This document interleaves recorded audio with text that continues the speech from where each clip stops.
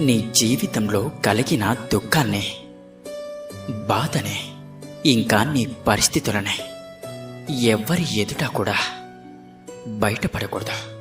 ఎవరితోనూ చెప్పుకోకూడదు. మనం ఎవరితోనైనా మన మనసులోని బాధను పంచుకుంటే అది తగ్గుతుంది అనుకుంటాం, అవునా? కానీ ఎవరి నోటిలోనూ ఏ మాట కూడా ఎక్కువ కాలం దాగదు అనే విషయాన్ని మీరు బలంగా గుర్తుపెట్టుకోవాల్సి ఉంటుంది. గుర్తుంచుకోండి, మనుషులు ఎప్పుడు ఎలా ఎందుకు మారుతారో ఎవ్వరికీ తెలియదు. పెదవి దాటిన మాట సప్త సముద్రాలను దాటడానికి నిమిషం కూడా పట్టదు. మీ వ్యక్తిగత విషయాలు అందరికీ అలా తెలిసిపోతే వారి దృష్టిలో ఒక బలహీనుడిగా చులకనైపోతారు.